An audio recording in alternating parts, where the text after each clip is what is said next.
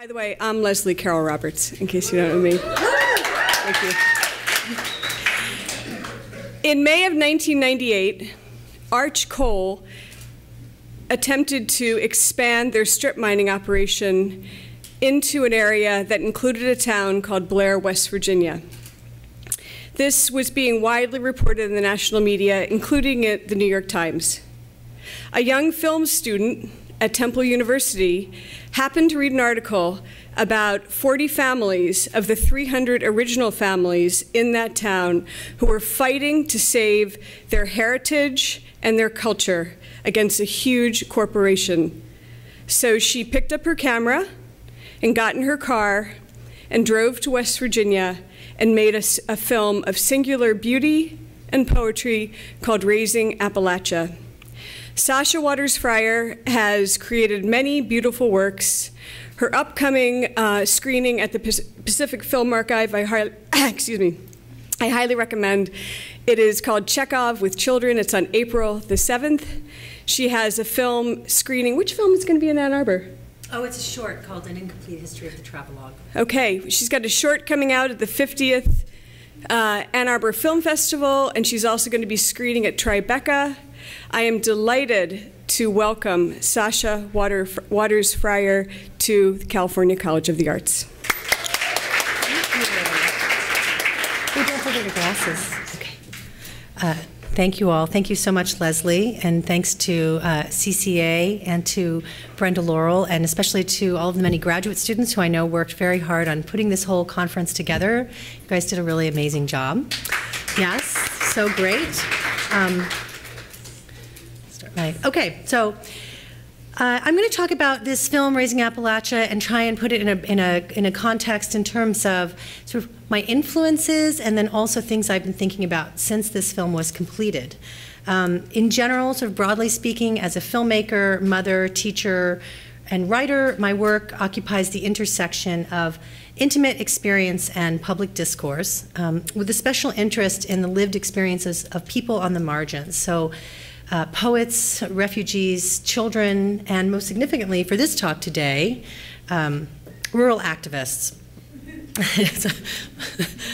So in Raising Appalachia, which is completed in 2003, and then also in a film that I made in Iowa called This American Gothic, which is a different, as you can see, sort of more lighthearted film, but it is, you know, is serious for the people involved in it. This is a film about a group of very feisty ladies in a rural part of Iowa who were trying to develop a Gothic house visitor and education center around the house, as you can see, that inspired Grant Wood's famous painting.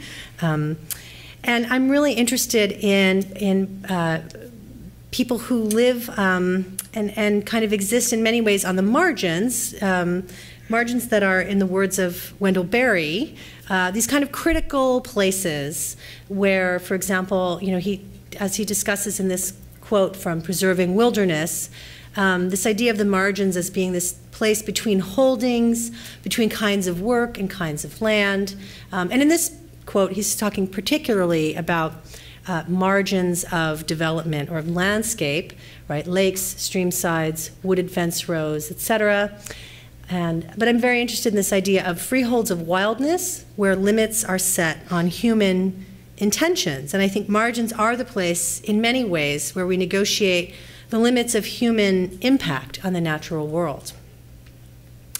Now, before I talk specifically about Raising Appalachia and what led into making that film, I want to provide some background on my interests and training as my early training as a filmmaker, which at the same time sort of, you know, introduces this idea of how do we negotiate these relationships with our predecessors, our influences, which is something I think is really important in particular for students, undergraduates, and graduate students to think about, because I think it's important to think about your work as entering into a kind of historical dialogue with what's come before. I mean, you can't know everything that's come before, but to sort of think about how your work is engaging in that broader cultural conversation.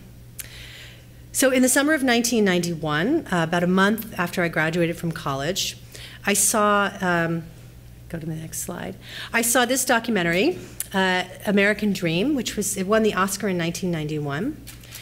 And I saw it in the theater. It was released, a broad theatrical release.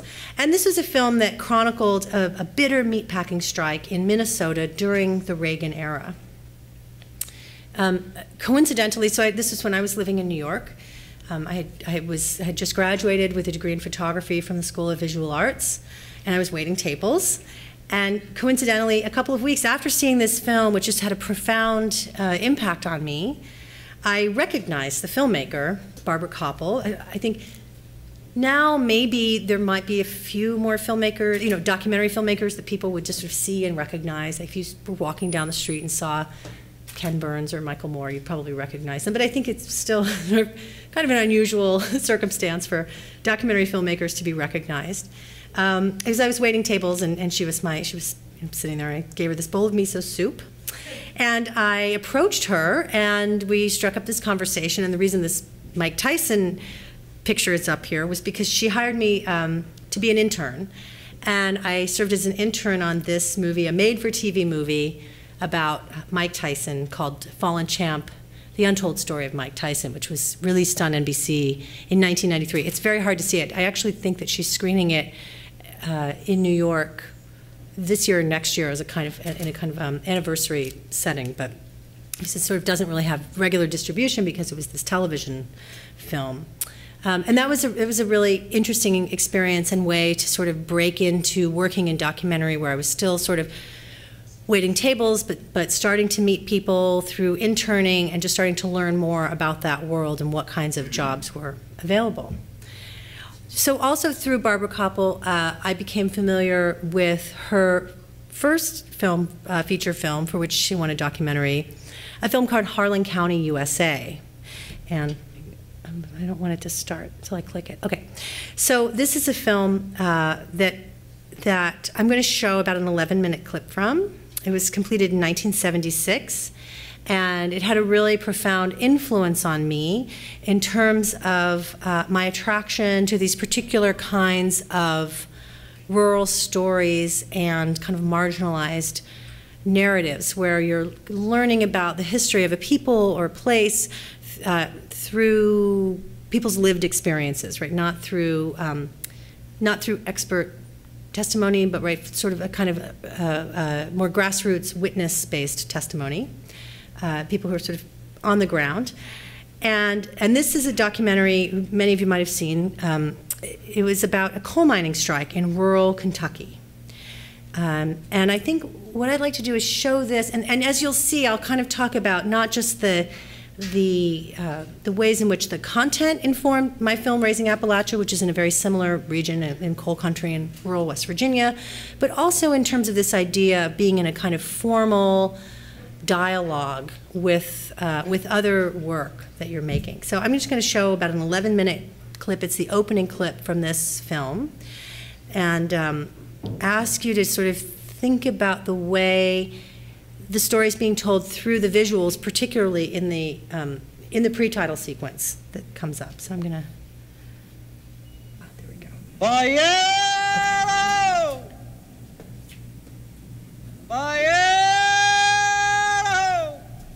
Okay.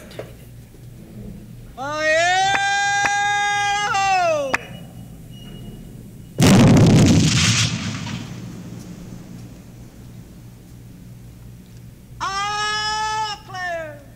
Come all ye young fellers, so brave and so fine.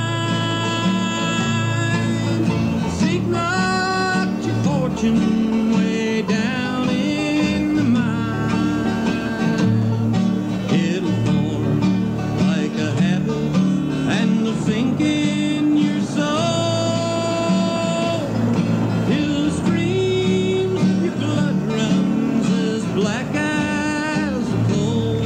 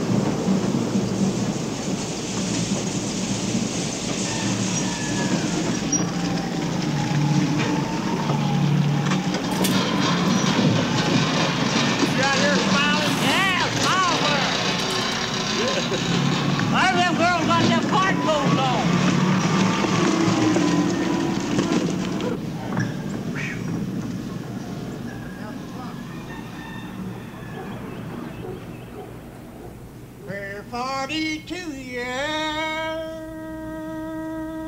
is a mighty long time.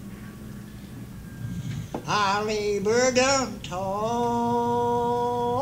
down in a coal mine, down in the deep hole where the bright lights did glow. Back in a dark room, spading up coal. My bones, they did ache me, my kneecaps got bad. Down on a hard rock, on a set of knee pads. The motors were shifting,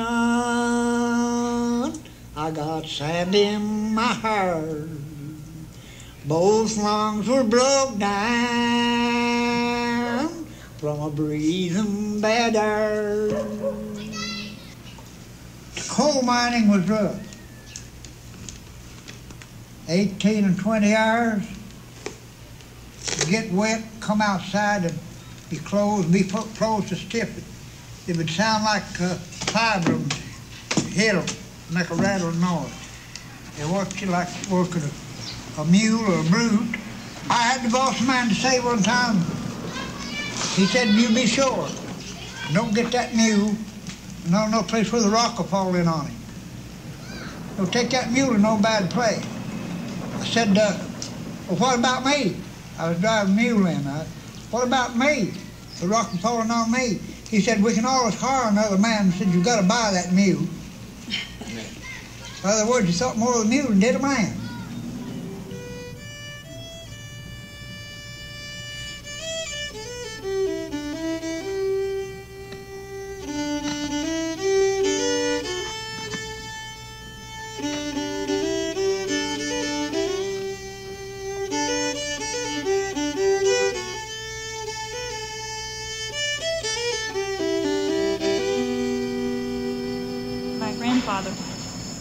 Coal miner and belonged to the union, the UMW, and he died with black lung.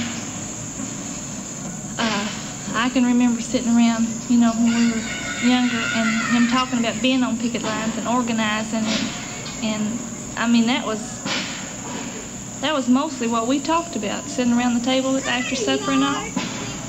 Most of our conversation was his union, when he was organizing for the union and things that happened on the picket line and things that the company did to you. And so I began to hate the company, that seemed like I just always did. I knew they were enemy, And then when I watched him die and suffer like he did with that black lung disease, I knew that something could be done about it. And I told myself then, if I ever get the opportunity to get those coal operators, I will. Because I thought, the enemy. And so when this strike came up, I saw the opportunity and I jumped right in there. Let's get up here at 5 o'clock in the morning and fix you a good cup of coffee. Let's be down there and show these Brookside workers what we can do for them. Let's stand on our 2 feet and show these boys that we can help them get a contract. Let's show the people in Harlan County we stand together.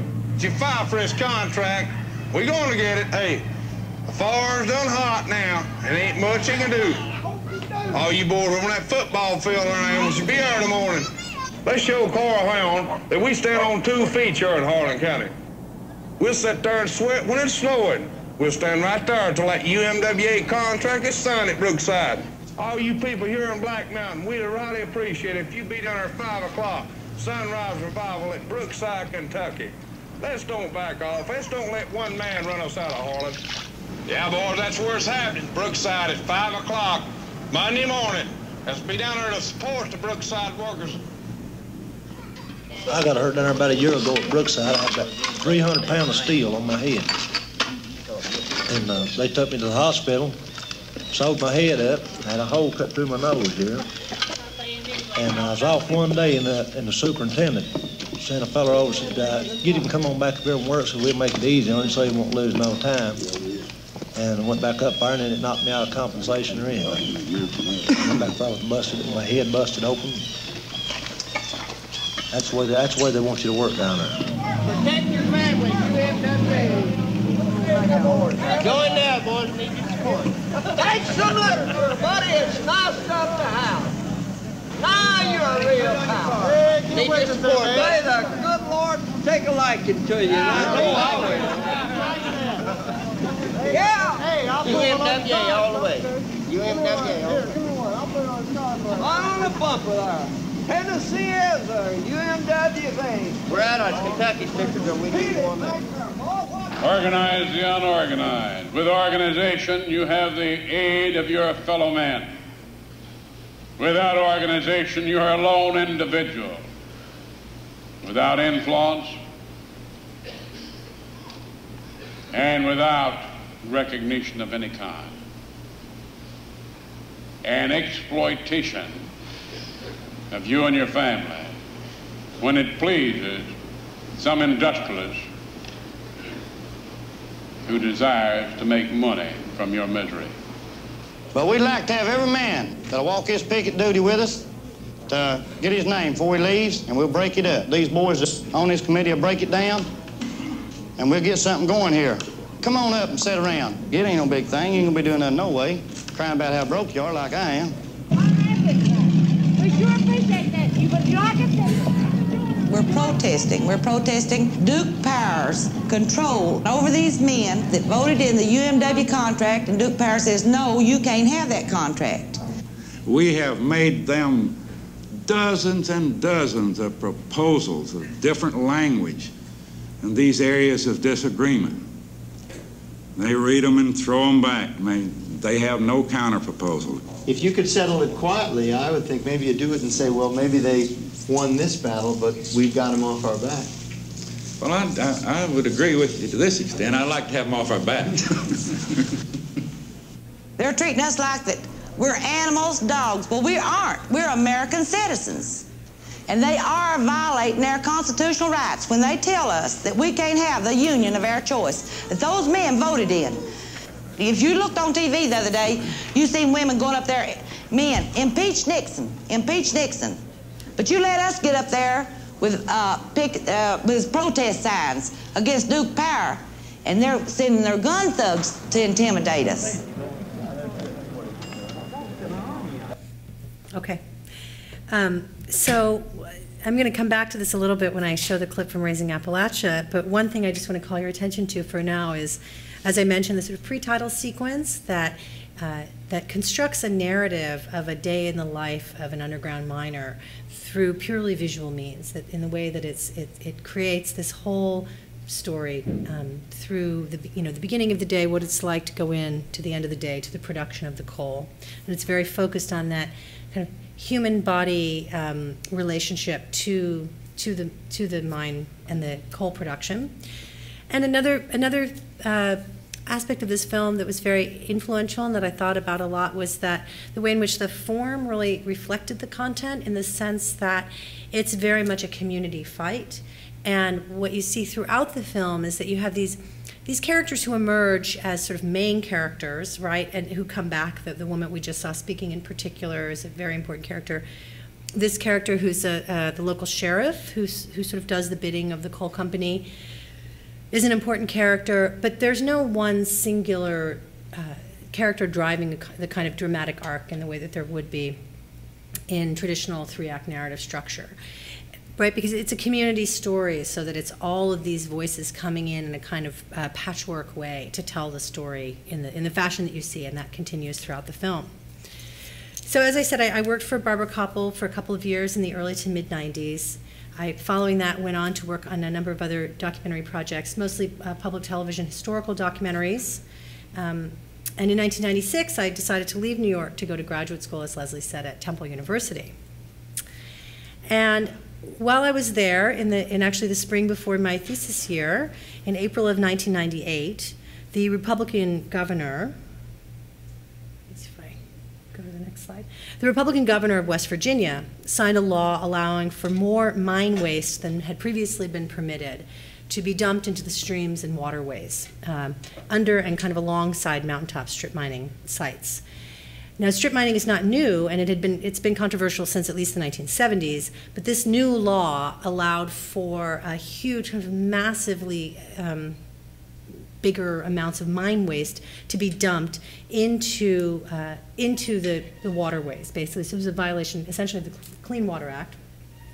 And it was profiled in this article here that you see, May 7th, 1998. So I read this article. I was sort of, I have 1 year of graduate school left. I hadn't settled on a thesis project. I was at the time that I was in school and sort of working on these smaller projects. I was also working as a producer for something called Greenworks for Pennsylvania, which was a kind of a state cable television show where we drove around the state. I was with a couple of other people, and we drove around the state and we produced these like kind of news magazine format, 60 minutes type format stories on environmental issues throughout the state. And there was also, that was actually also the first time I saw mountaintop strip mining was in western Pennsylvania, because I was in Philadelphia at the time. And so I sort of knew what I knew about this issue, but then I read this story, and I was really inspired in terms of the subject matter, kind of energy policy, and I kind of felt like, well, this has this kind of subject that I care enough about, know enough about through this other Greenworks work I'd been doing, that I felt like I could commit to making this a documentary out of it. And it also, though, from this, really wonderfully crafted narrative by the journalist, I could see that there's a strong potential for drama and for really interesting characters to unfold out of this story. I mean, it really is, as Leslie said, it was a place, Pigeon Roost Hollow in Blair, West Virginia, was this community where there were 40 families that were really being threatened by this potential mine waste being dumped in their rivers and waterways. So next I'm going to show you the clip from Raising Appalachia, and this is about the first act, the first 15 minutes.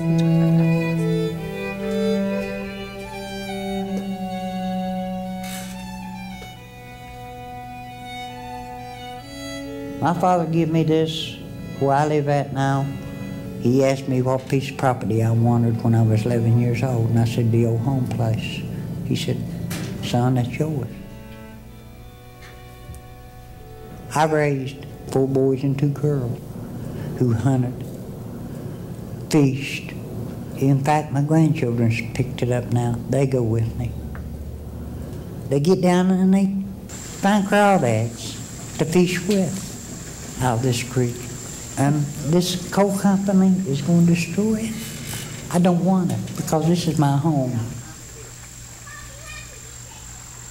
Every time they blast, pretty blue skies turn black, and you can put your hand up because the rocks are coming at you. You can't say don't burn it in Washington, don't mine it in West Virginia, and tell me you're not trying to take the jobs of every single coal miner in the United States of America. And we're here today to say no, no, hell no. I have dreamed on this mountain since first I was my mother's daughter, and you can't just take my dreams away.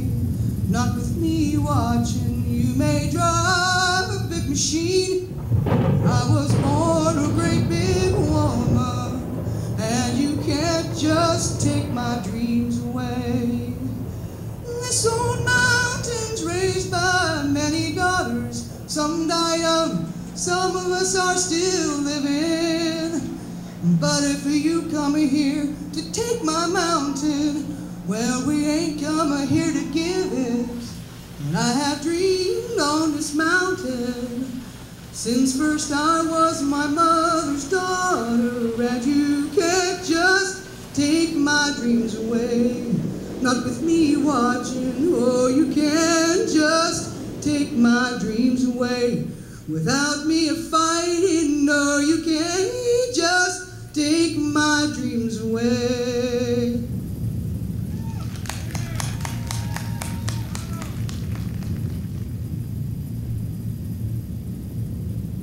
If the burning of coal is destroying the ozone layer, then the last ton of coal ever mined, I want it to be in Loudoun County, West Virginia. If mining coal is killing crawdads, then I want the last one to belly up at Blair, West Virginia. Look at how many violations. they were just getting. Yeah, but see, that's what I'm saying. If I got that many speeding tickets, man, I wouldn't own a car. Look at they can get that many violations and still produce coal by the thousands of tons every day. How? I said, you knew Blair's a problem. You said Blair's a problem. Why don't you shut it down until they fix the problem? Or back off, make them back off. Well, do you know what you're asking us to do? Do you know how much money, is involved before you shut it down? I was like, do you know, you're picking them over me. I'm the taxpayer. You're Department of Environmental Protection. You're not protecting me. You see what's going on up there, and you're giving violations. That means they're violating the law and regulation. And see, that's what it's coming down to. The mines set us against the miners and against the people, knowing that we're going to get mad enough to fight for our homes. The miners are going to get mad enough to fight for their jobs. They're going to walk off scot-free just like they've done for years.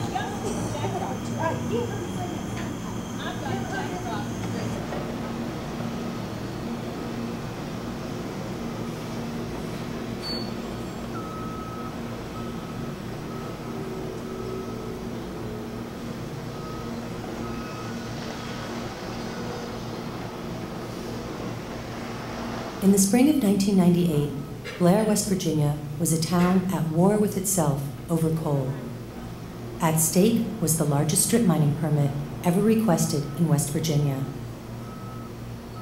The permit at Pigeon Roost Hollow is a Hobart permit, arch coal. And it's the largest permit, I believe, that there has been an application for. And this is the mountain state. And it's a shame to have all of our mountains leveled and all of our streams filled. And it's virtually impossible to live in the middle of these kinds of operations. And I think the good evidence of that is that in Pigeon Roost Hollow, the coal company has bought every resident out, as far as I know, except for the Weeklies. I want my wife, Sibby, to tell you a story about where she was born and raised. In the hollow, it's called Conley. My mother was born and raised there. There was a small cemetery there. And when they started their stripping, they had just took the bulldozer and went through graves, just bulldozed them out. Those were my ancestors. And now I don't have a home place of my mother's, I get homesick. I think about that, a lot.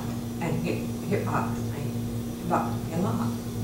So I said if there's any way possible that I can help Jackie save his here, I will.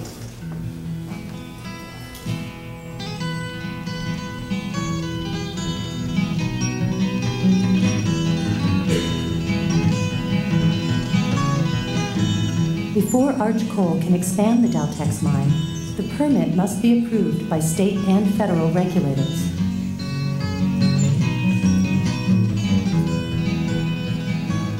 The permit that we've submitted is done in full compliance with the law and regulations.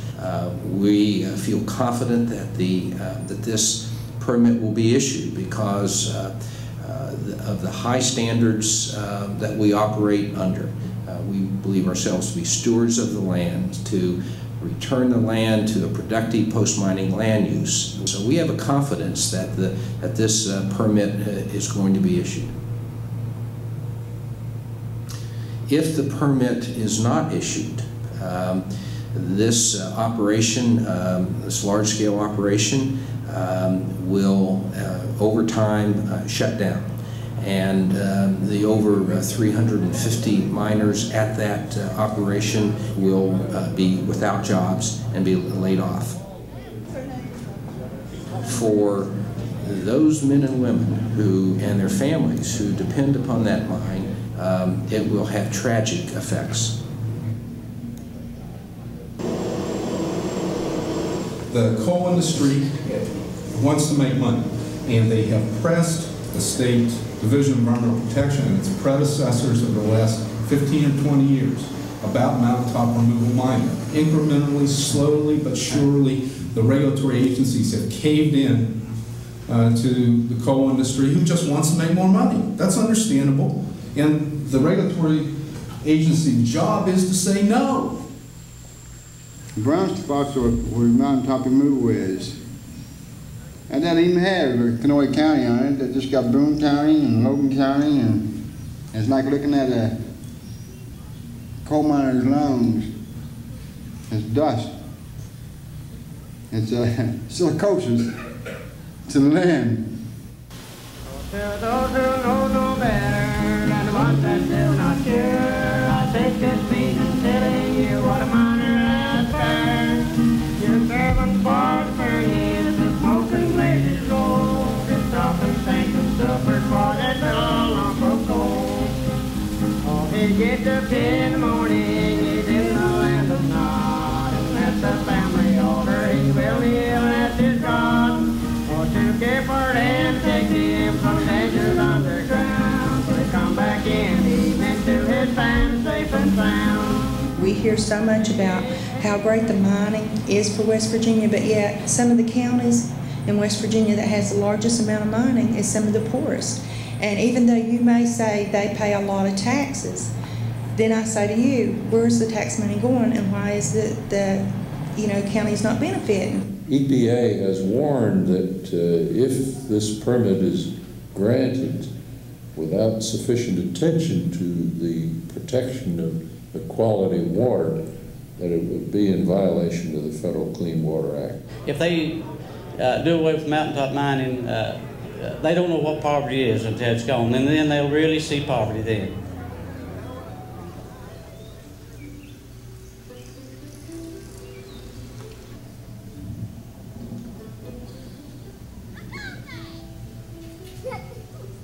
I told my wife the other day I've been cheating on her for the last 14 years.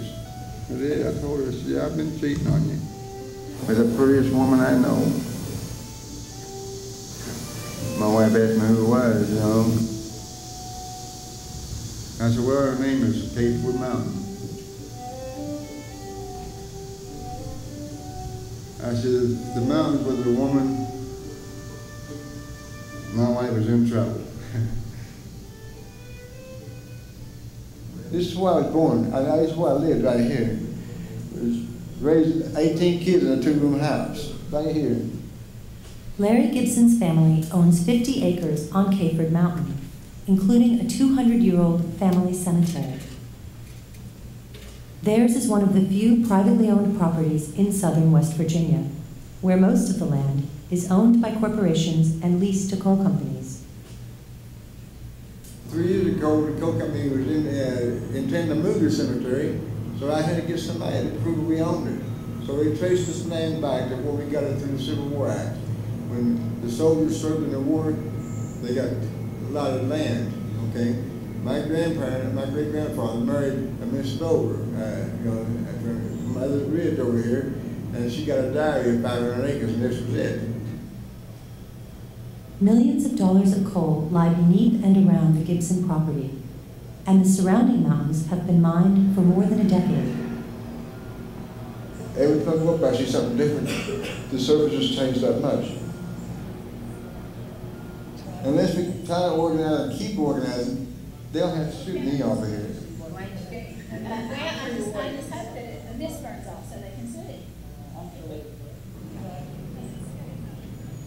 These citizens are part of a grassroots effort to slow down the rapid growth of mountaintop mining in Appalachia. We were there when the Office of Surface Mining came to investigate the blasting. Anyway, they were going to check the blasting records of the coal company, and that's how they were going to determine if there was excessive blasting. And I said, that's like going out to your hen house, your hens are all dead, and the fox is there licking his lips, and you look at him and say, did you eat my chickens? And he said, no. How are you going to judge by looking at their records? You don't go to the people that are doing it, look at their records and see if there's a problem. They're letting them get away with it. They're being supported in breaking the law. And the other thing is there's so much coal coming out here, people are becoming millionaires.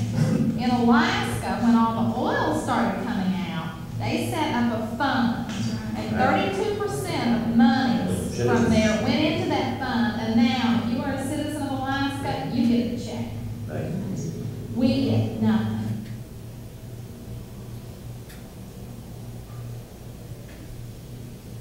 The coal companies of the past, the majority, were greedy.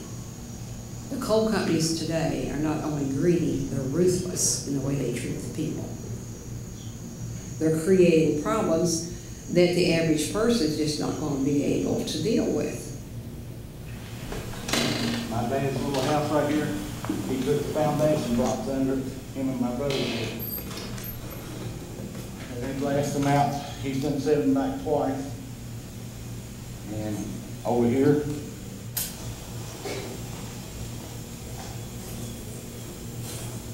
from right there to there,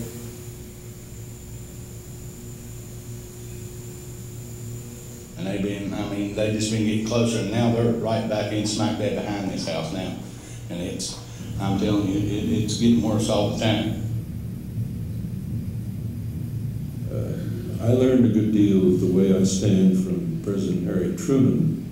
The first week I went to work for him, where he said, the rich and the powerful people in this country have their own lobbyists, their own pressure groups, their own lawyers, and their own accountants working for them full time, and it's the job of the President of the United States and every public official to stand up and fight for those people that are otherwise unrepresented. Justice in the coal fields! Justice in the coal fields! Justice in the coal fields! Justice in the coal fields! Justice in the coal fields! There are people roaming around West Virginia, some of which are not West Virginians, who believe we should not burn coal. And I'm concerned that these people are now infiltrating a community like Blair, West Virginia, where the issue is blasting.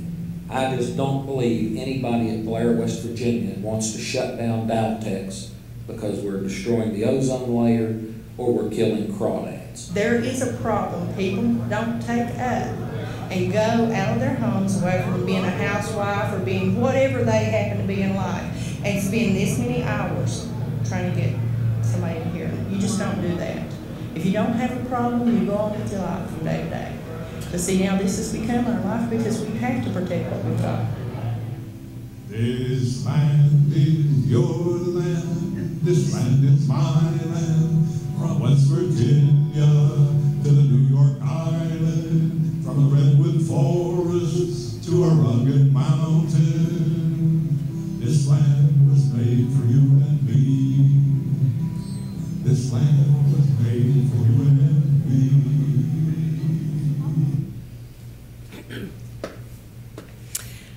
Okay, so you can see that in this piece, I'm very much thinking about and engaged with Harlan County, USA, even though that's a film that's really more about the labor issue of coal mining in that particular region than about the sort of environmental concerns. You know, as I pointed out, you know, the kind of formal narrative, right? I mean, so this Harlan County was made in 1976, and in that film, Barbara Koppel kind of shows the story of a sort of a day in the life of a worker that produces this coal. And so I was very attentive to that and conscious of that in sort of my own pre-title sequence that shows the day in the life of essentially a non-worker, right? You see all of this coal being produced and very little actual human labor that's needed to do it because everything's become so mechanized, in part in response to the unions, and in part just because of these sort of technological developments. I was also really interested in this idea of a kind of collectivist or community-based narrative structure as opposed to a single character-driven structure, an act structure overall. And in particular, one of the things that I think was really important about Harlan County when it came out was that, you know, it comes out in '76, she's filming it throughout the kind of early to mid-1970s, is that it was really the first time that you see women who are you know, the wives and family members of coal miners being very actively involved in this, you know, in this way that sort of one imagines is sort of like women's movement is sort of leaking out through, you know, even into the most unexpected places in American culture, that women are starting to become invested in and feeling empowered to participate in these kinds of political struggles. So I was very interested in the way that women were involved in this story as well. One of the challenges I want to talk about with regards to this film was to both, you know, produce audience compassion and empathy and kind of affective response, editorially speaking, without exploiting the people in the film and without abandoning my interest in the politics and often the mind-numbingly complex environmental policies at stake. And I found this slide, it's not by me, but I found it because one of the things, and I think people who work on eco issues or environmental issues, I would imagine, you know, whether you're in film or writing or design or anything, you can sometimes get really, you know, you get so into it and you read all the policy and you just, you know, like, this is SMACRA. This is like the code name, Surface Mining Control and Reclamation Act of 1977. And I remember the first interview I did with the lawyer, Joe Lovett, we got into a long conversation about SMACRA and all the detail, and it was like totally fascinating as I'm sitting there filming the interview. And I remember going back and looking at the footage and thinking, this is like bone-crushingly boring. Like, you can't put all of this stuff in a documentary, you know? It's like you're interested in it because you've gotten all this research and you have all of these technical and sort of policy wonkish-driven ideas that are informing the work, kind of regardless of what you do. But in terms of kind of creating a narrative that's going to engage people on this other dimension, you've got to really be careful to, I think, pull back from, you know, things like people talking for 20 minutes about the Surface Mining Control and Reclamation Act of 1977. Even the sentence is like too long, right? So I wanted to make this film where the people in the film would recognize, you know, in a form that would be meaningful to them, and that they would also be able to use as an organizing tool in terms of their own fight against mountaintop removal mining. And so that was, you know, being able to kind of engage with them and have them explain some of these kinds of issues.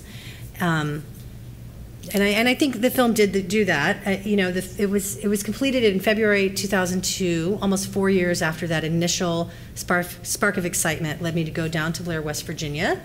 And early festival screenings at places like Woodstock and Nashville, and local and regional screenings in particular at you know, environmentally kind of organized grassroots screenings, such as at Southern Appalachia Biodiversity Project, which is in Asheville, North Carolina, and a screening at the American Rivers in Washington, D.C., led to this inclusion in the 2003 season of Independent Lens on National Public Television. And the film actually continues to be cited in NPR's Morning Edition. It was cited in 2005, and then this was the most recent citation was in this article by Jeff Biggers, who's an amazing writer on this region, in an article in the Huffington Post in 2009. And he's someone who I've been in touch with a lot. He's a real activist in West Virginia and Kentucky and in southern Indiana, which is where he's from as well. So by most, you know, reasonable measures, I think this film was really successful in that it's achieved its goal of both representing that community in a way that felt really authentic in terms of the relationships I developed with people down there, and then also in terms of this goal of reaching a mainstream audience well outside of Appalachia. But I have to say that after this sort of exhausting 4 years of making this film, my sort of ideas about this kind of eco-activist filmmaking were challenged to some extent by issues that I had with some of the formal orthodoxies of mainstream documentary in terms of the emphasis on character-driven narrative and three-act structure. Particularly in working with public television, this was sort of an ongoing struggle, I would say, to some extent. And so I really longed for kind of eco-cinema that would sort of catch up to eco-literature in many ways, that might be more lyrical and experimental in its approaches, but yet still find an audience, if maybe, you know, perhaps not on PBS. So here we have Leslie Carroll Roberts' lovely book, and another, you know, just to kind of think about, you know, and I really thought, like, so if eco-literature and sort of writing about the environment can foreground the non-human natural world, doesn't necessarily always have to have a human protagonist. It can explore alternative conceptualizations of nature and culture. It can explore sort of radical phenomenology. Well, you know, why can't eco-cinema? I mean, and even I included this anthology edited by Bill McKibben, because even something as like as commonplace in literature as an anthology of shorts by different makers is not something really you see in documentary filmmaking in terms of a program that you would see in a theater or in a museum or on a DVD, a program of, you know, different shorts by different filmmakers. It's just sort of not really out there. So the next two clips I want to show you are, I think suggest different models, and they have challenges in their own way. Sort of alternative models for sort of eco films that don't have this more character-driven, human-focused kind of structure. The first film I'm going to show you is a 9-minute clip from what is a total 40-minute film. It's a 2005 film called Underfoot and Overstory by a colleague of mine, Jason Livingston. And it's a portrait of an Iowa City-based group of environmentalists who are working together to protect 200 acres of urban parkland. So the stakes are smaller, right? It's not giant mountains, but it's still very meaningful, and people are very passionate about these local issues. And I don't want to say too much about it before we watch it, but except that, so that it starts and they're working on writing their mission statement. And I think one of the reasons I'm really interested in this film is because so much environmental documentary and just environmental storytelling in general, so much of it turns on these narratives of loss or nostalgia, or the production of a kind of grief. I think, Brenda, you mentioned that earlier, like this idea of the affective relationship that we have to this work, not this work, but just sort of, Raising Appalachia, right, is that you're kind of constantly being asked to consider what's being lost, right? But I think there are other ways to think about environmental media that can be about like what can be built or what can be produced in a more constructive way. And so one of the things that's really appealing about this film for me is that it's both about the work and the play of like democratic grassroots organizing. It certainly de-romanticizes the rhetoric of advocacy. I mean, I think Raising Appalachia is all, it's sort of, it's sound bites in terms of its kind of rhetoric of advocacy, and this does a kind of has a different project. While at the same time, it depicts in real time the labor of this kind of, again, grassroots building of something as opposed to mourning. So I'm going to just click and show the next clip. Here's one over here. We're looking at the mission statement.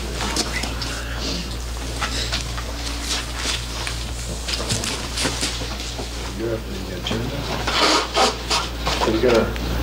Here's an agenda. Here's an agenda. Do we want to revise the agenda at all? Or is everyone comfortable with it? Would everybody like to hear what's on it? Did everyone get a copy of it? No. Oh, I'm sorry. But we didn't saw it. have you in. Here, that's right. 4 extra copies. Oh, good. So, I think those are all agendas, yeah.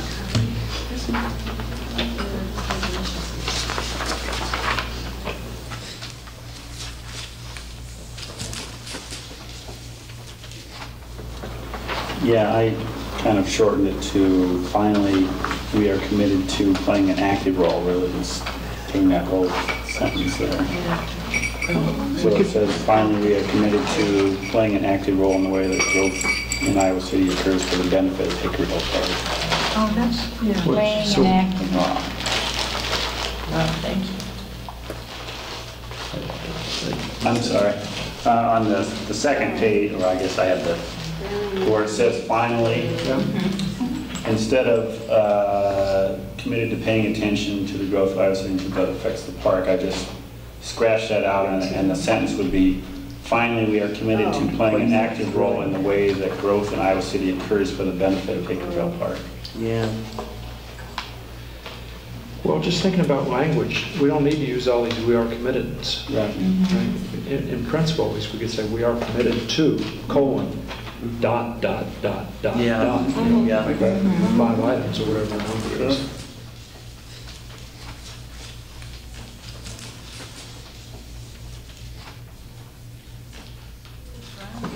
My more concern about not getting more specific, though, is that then someone who's going to join is going to say, well, what does that mean? Well, okay, to protect the integrity of Hickory Hill Park as a natural area or as an urban parkland. What if, I'm sorry, well, because Jim, didn't you say there's nothing natural about Hickory Hill Park anymore? Well, Can I make a copy of this? Yeah, but I mean, could you use another word? Could you say undeveloped? Could you say, I mean, could you say just get rid of natural and so people won't pick at it and I was looking for something that conjured up something pleasant as opposed to, I tried wilderness and I thought, like a sense of wilderness, but we can't get away with that, I don't think, because you can hear the Dodge and all that. Oh, yeah.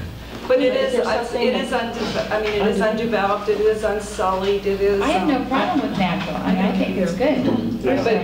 It's the most natural park in town. I mean, it's as close as it has a common sense understanding that that would be good. We have to use, I think. Yeah. I mean, I kind of like this last part about the park being treasured for its uniqueness among the parks in Iowa City, and maybe we should put that more at the front and sort of making it clear what we think about it, and then be more specific with the number.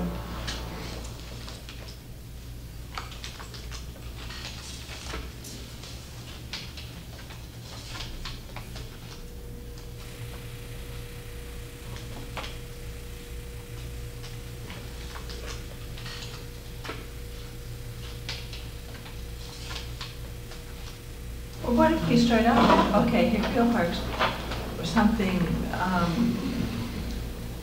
we recognize that Hickory Hill Park should be treasured for its uniqueness. To preserve it or to protect its integrity, we will. I mean, we... Or just say, we treasure Hickory Hill Park for its uniqueness. We treasure Hickory Hill Park for its uniqueness. And then therefore, whatever, to protect those qualities or that which we cherish or something, we will. And then talk about, kind of pick up where you've got, we are committed to, we will preserve and expand. I mean, I sort of feel like maybe we should say, to sort of define the uniqueness a little bit, uniqueness as a natural park, or... How about this? The open phrase, we treasure Hickory Hill Park for its unique qualities, and then just use some language that's already here. As urban parkland whose natural features, including woodlands, fields, and waterways, provide habitat for an abundance of wildlife and provide citizens with ample opportunities to enjoy natural settings within city limits. Can we maybe break that up into a couple sentences?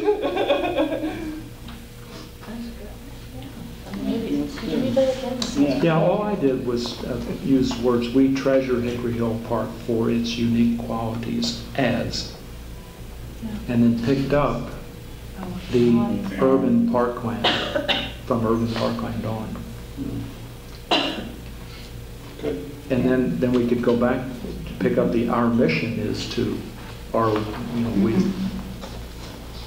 we are committed to, or our mission is to take actions that... How if we just said, its natural features, including woodlands, fields, and waterways, provide habitat for wildlife and provide citizens with opportunities to enjoy a natural setting within city limits. Is that?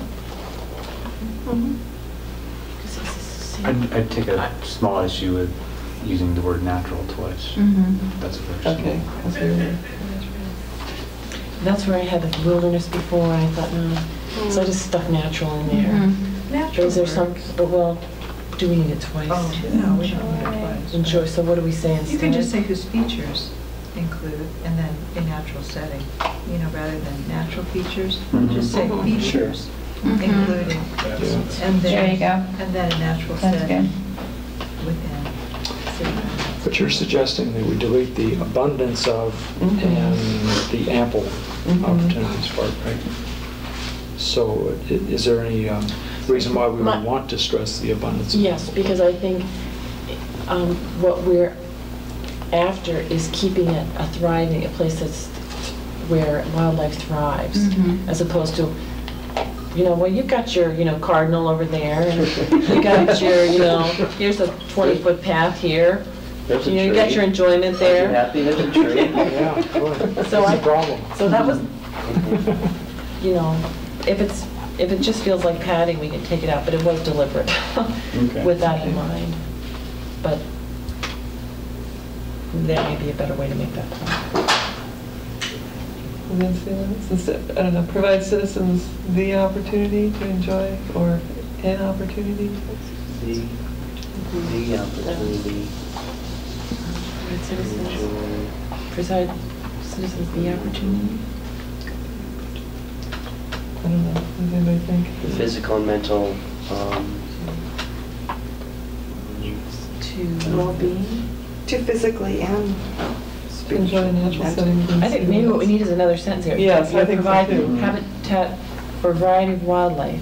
In addition, it provides citizens, with blah blah blah. Because if we want to get those other things in there, otherwise it becomes another one of those train wrecks. I think it's okay leaving that together. Yeah, and just having another sentence benefits. expanding on Listen to that. What was that? With physical, mental, and spiritual benefits. There you go. That's wonderful. For citizens, for humans. Without getting into detail, leaving it kind of up in the air. Physical, mental, and spiritual, did you say? Physical, mental, spiritual. Physical would come first, maybe, and Physical, not spiritual. Yeah, I think so. body, mind, spirit. Yeah. So that's 9 minutes of the 40-minute film, and the 40-minute, this film, the audio bed is what you hear. It's 40 minutes of a small group of people trying to write their mission statement. That's basically the narrative arc of the audio, and then the image track is a little more demanding in the sense that it's a kind of a kaleidoscope of different images, right? One is the filmmaker sort of engaging in this space, investigating in a kind of intimate way the flowers, the insects, etc., of this parkland. Then we also see footage of what looks to be some sort of construction project. We see recurring images of a photographer, and then also, I think there's a little bit of this, it emerges a little more later, this printing press. And so it kind of requests a little more work, as I said, and it also, doesn't offer a kind of cause and effect narrative, although by the end of the film, it does pay off in the sense that what you come to realize is that the photographer and the printing press, what they're doing, the photographer is taking photographs of the parkland to create a calendar that is what's being printed that you see at the end, and you see the photographs that the photographer's been taking, and that calendar is used as a fundraising mechanism for this particular group. And of course, some of the construction that you see is housing development that is starting to push up right into the edge of the park, and that's part of what is this driving force behind why this group is coming into existence. Now, one of the things, this film has a very clear kind of,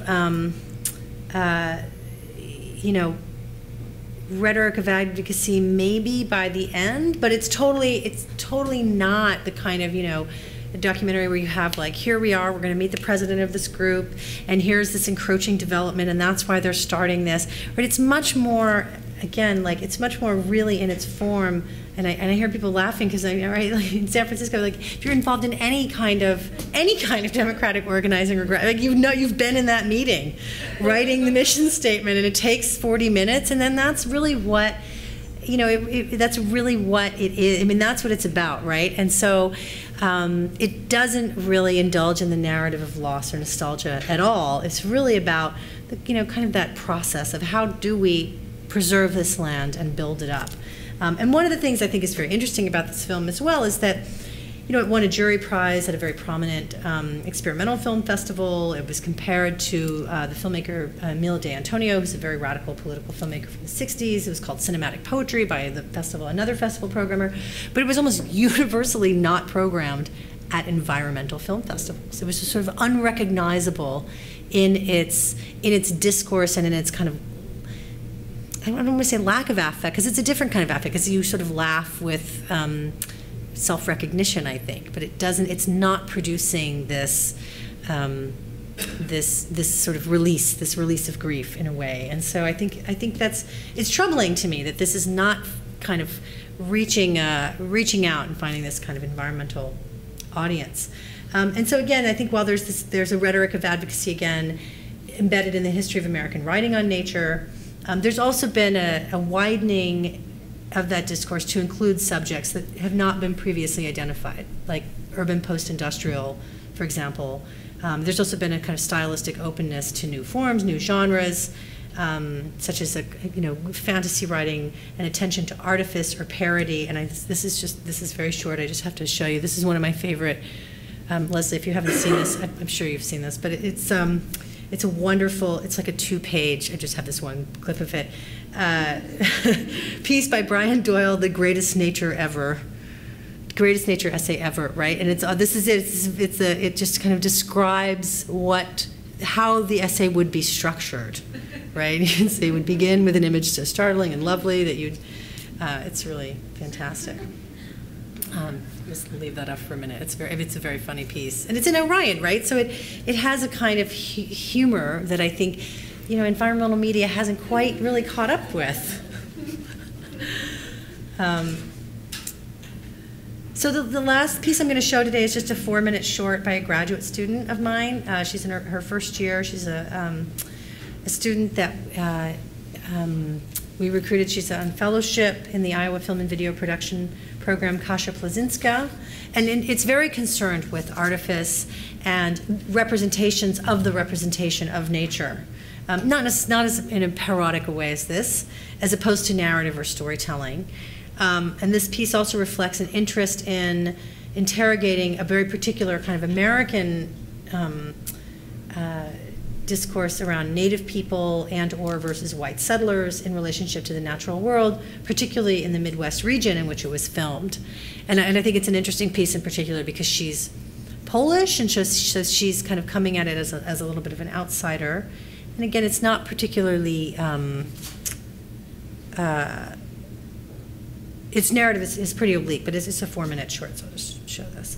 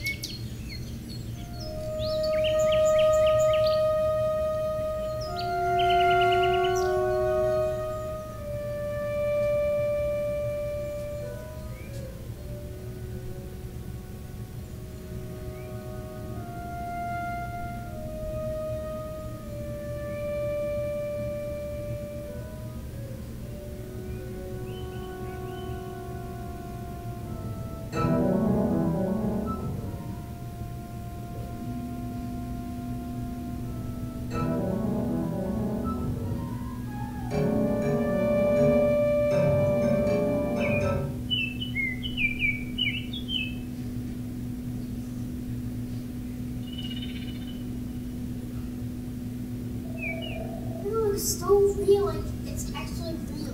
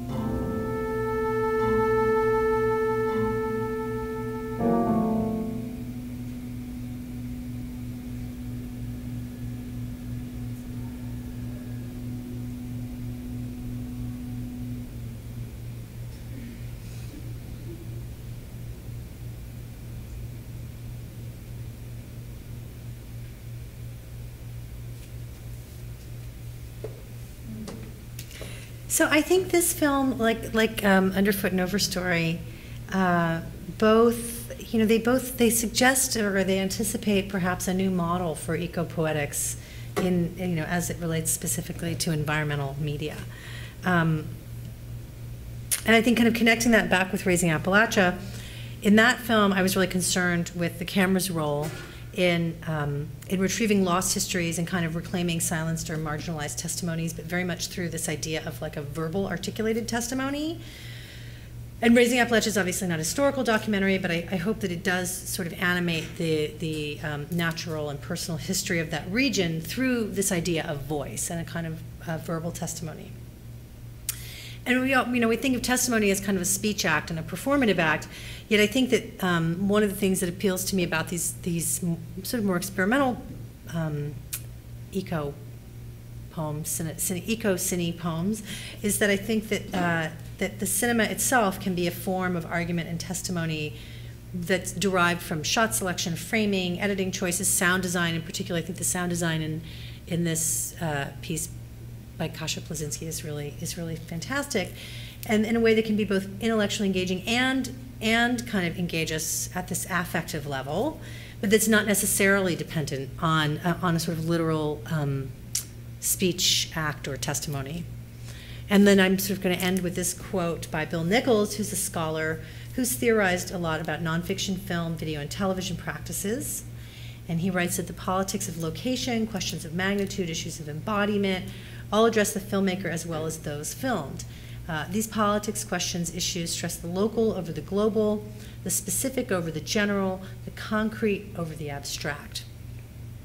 And I think that these experiences of place, of subjectivity, which are not even necessarily tied to geography, can contribute to these self-determining zones of critique and transformative social practices in individuals and communities when we think about engaging with them sort of on their own terms and according to their own sort of local or regional idiom.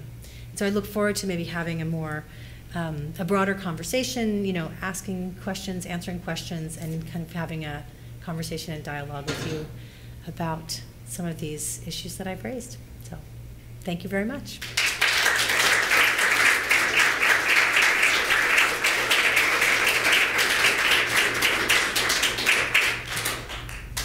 Questions? Yeah, so many. I can start. So, I'm a big fan of nonlinear narrative, in my own writing and what I consume. But I also understand that we're all sort of suckers for story. And one of the questions I have for you is what is it that filmmakers can do to sort of retrain their audiences the way people who create nonfiction are constantly pushing out things like the lyric essay, whatever, knowing maybe we'll only have 4,000 readers or whatever, but that's, you were talking about how this so-called experimental, and that's another question, because that's very a problematic category, but that it doesn't get programmed with these film festivals, and I'm thinking, well, there are commercial implications, they want their audiences, and whatever. So, I mean, as an audience here of a lot of like makers of these things, is there anything people can do to help facilitate the viewer understand how to experience this? Because most people have very little exposure. Sure. Because we're so used to, as you say, the three-part drama. I mean, I think one thing that people can do is to, even as a maker, move more into a curatorial position, right? And I feel like I see a lot of slightly younger generation filmmakers I know doing that, where they make work, but they also curate small shows, put together shows of their own or other filmmakers' work, go on the road, show it, show it in colleges, show it in smaller venues, and sort of develop audiences at the grassroots in that sense. I mean, you're right, there are market concerns, but it's interesting because, I mean, the market concerns are more, I would say, for bigger, sort of theatrical release documentaries where you have so much at stake. In terms of sort of environmental film festivals, you'd think that, you would be able to sort of program a mix. I mean, there are only so many, like, the world is coming to an end, let's grieve that lost movies you can watch in a day before you're going to go lie down. I mean, you just sort of think you could get this other, experimental is sort of problematic work, but this other kind of work into the mix in a way. And so I think to some extent it depends on sort of educating programmers or just becoming programmers and getting it out there and mixing it up with this other kind of work.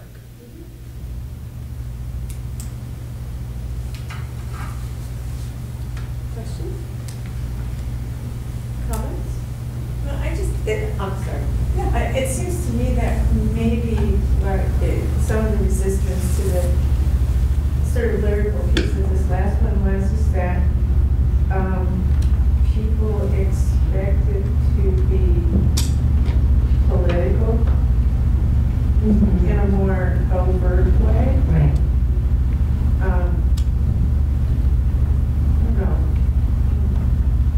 I mean, I think that's true. I mean, I was struck even just watching Raising Appalachia. It's like everything that someone says, right, is like a political, it's like a capsule political statement, and it's kind of relentless in that sense. And that is like the expected form, and that is, a film that got on National Public Television in part because, in that respect, it conformed to that form. I mean, in other respects, it didn't. This idea of not having a single character was a battle with them. But right, I think it's true that we have a very specific idea of and shaped probably predominantly by like CNN, right? Like how we understand the political in terms of these almost soundbite ways. I'm not sure. I'm not sure that it necessarily needs to be political, like big P political. I read this really interesting interview with the artist Paul Chan, who talked about, he was being asked about his work being, he was being asked sort of generally about political art, and he said, I don't really think of art as political because politics is about consolidating power and art is about dispersing it, right? Which is a political act, right? But I like to think of that kind of conception. Did you have a question? Well, two things. One is that one of the things I was thinking about is I recently saw, I'm sure that all of you have seen the Tree of Life, the Terrence film, and that whole section. I mean, in the middle, that I thought was fantastic. It was just I was so grateful to go to a sort of a mainstream theater and see something that was narrative, but at the same time was dealing with all these levels of being and spiritual questions. Right. And it really, listening to you made me think about that, especially with these two, especially with the last film, so that you are actually dealing, and it's really sort of against the quote that you just ended with, that you're dealing with the local and the specific, and at the same time you're dealing with the global and the abstract in many ways.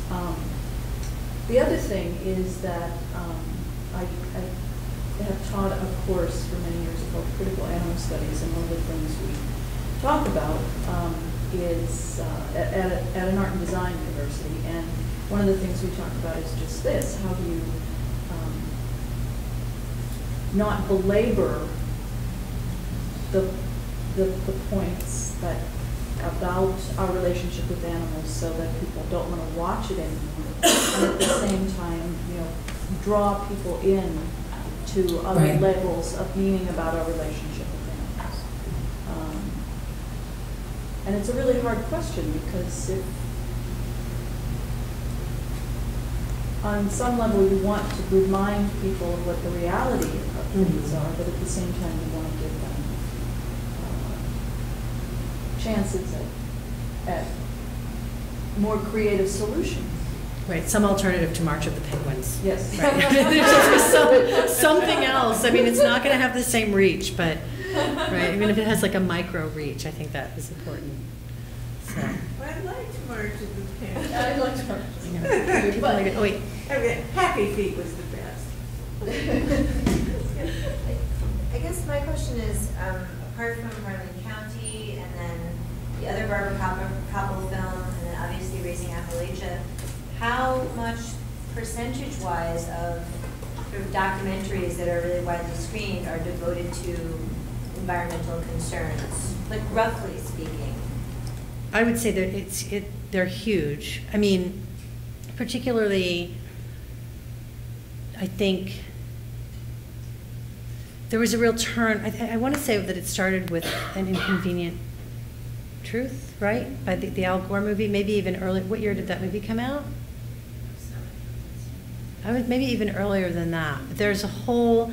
It was really with the ozone hole stuff. I think then, I mean, that was a long time ago, but I think that really did start pushing out this bigger sense that there was a broader problem that needs to be investigated and more people responding that way. Well, it kind of operates on two registers, right? Because there's the whole sort of eco documentary that explodes, like on Discovery Channel or you know, all of this, the Nova, all of these like cable shows, right? And then there's also then what I'm thinking in response to like the more recent stuff is like the Sundance Film Festival and how those programs, those films get programmed and then circulated into a sort of more indie/mainstream kind of distribution circuit. So, but I would say, you know, I mean, Gasland, if people have seen Gasland, which is an amazing film, but it's also kind of like environmental filmmaking pornography in a way. Like I really support it. I really believe in its mission, but it's like, do we need to see the water being set on fire again and again and again? I mean, it really is. It's like the money shot of that film. It's like, let's like turn on the tap and light that on fire one more time. It's amazing, but and it's effective. It's great. Like it's a great film, and he's really taken it to the next level by being a real activist. And going, you know, he just got kicked out of Congress for trying to film there. But I think there are, I think that I think they do exist kind of broadly in the culture, for sure. Yeah.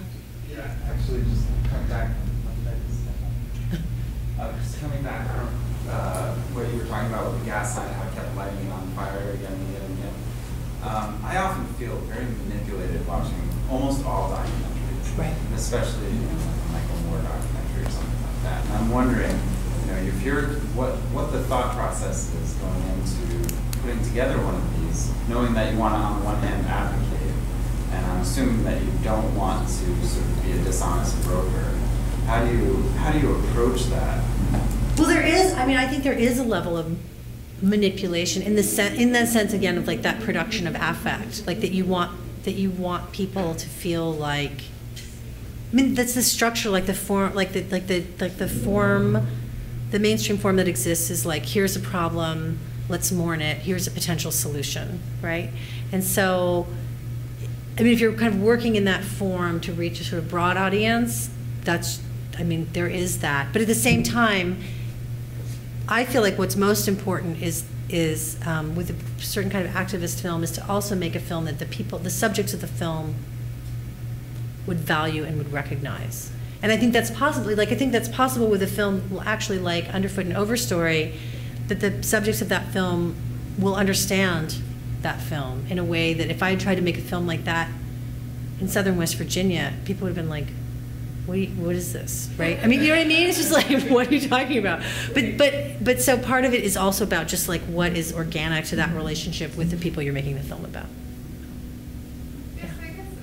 I'm kind of curious to talk a little bit more about the approach that these more lyrical films have, to use your term, which I think is a great term. It's better than experimental. Yeah, but I think something about those almost feels like it has a more personal perspective or a personal agenda or drive to them. And I wonder what are kind of the negative aspects of that and the positive aspects of that in the grander scheme of things. Because if you look at writings, like you have prose versus poetry, and they can tell the same story but in very different ways. So, I mean, obviously it's the same in film, but in your experience, what are you seeing that relationship to be?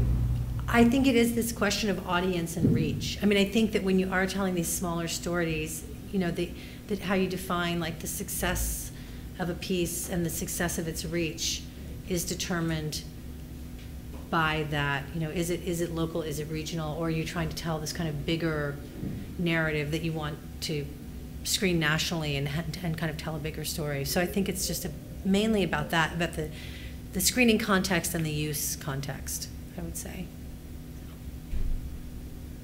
Yes?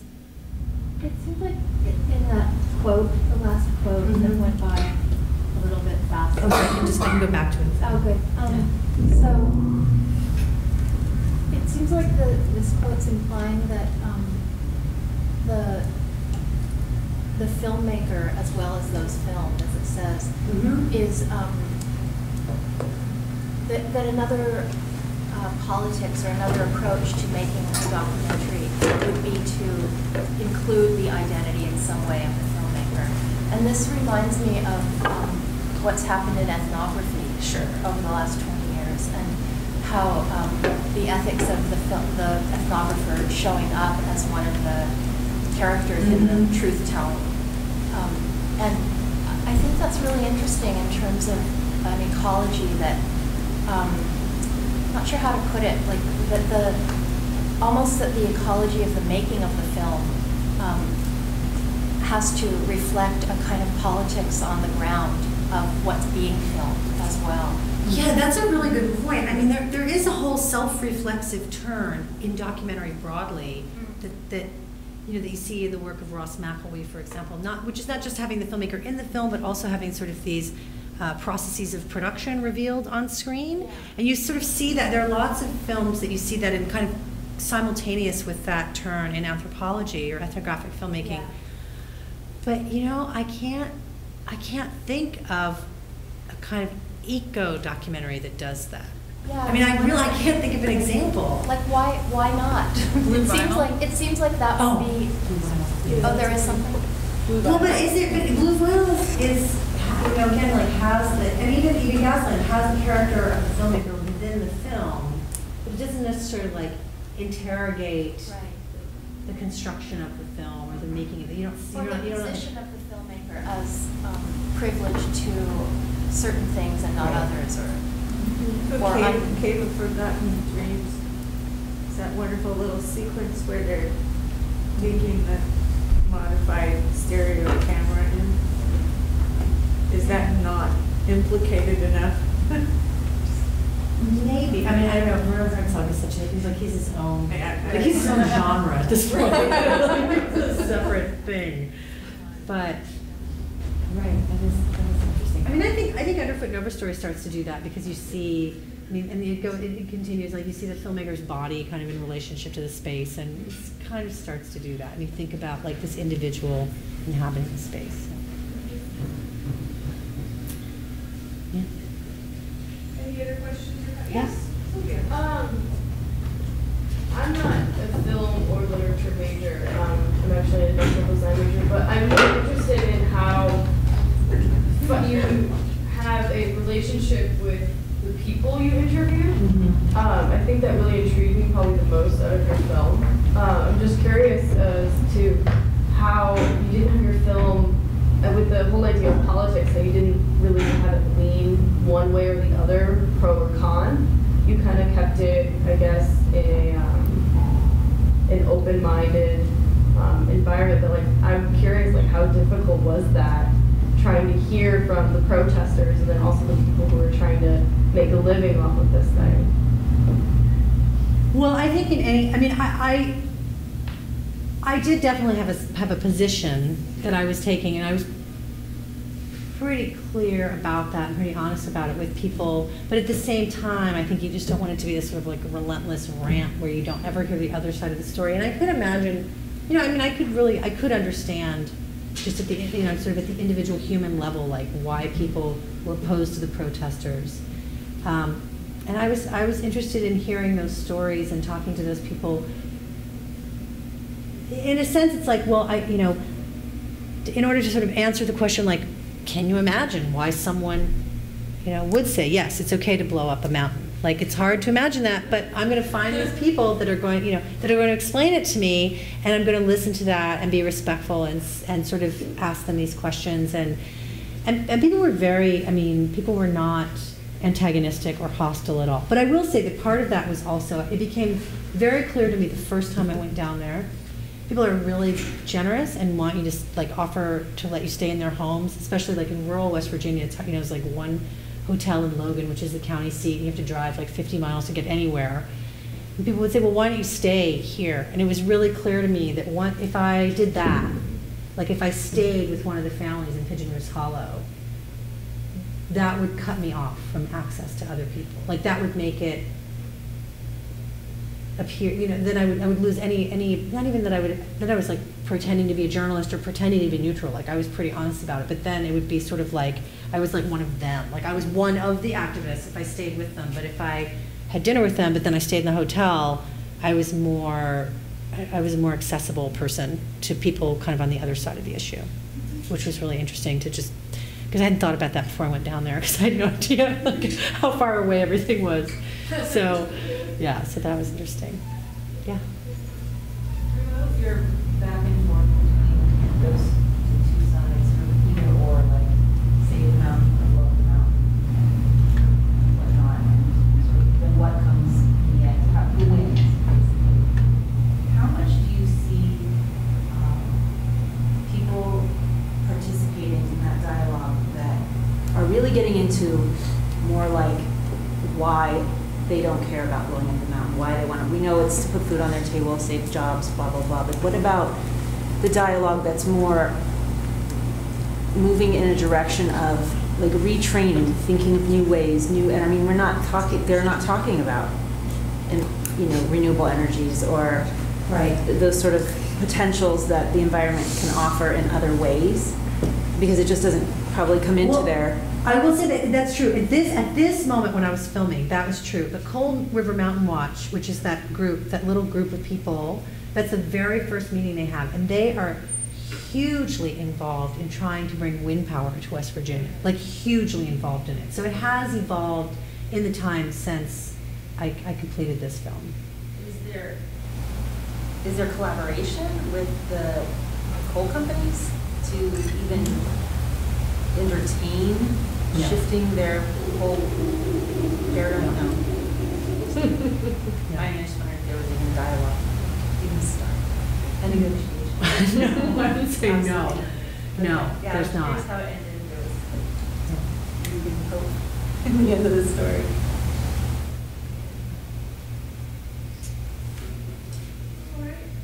Lovely. Thank you so much. Thank you all. Thank you for coming out. I really appreciate it.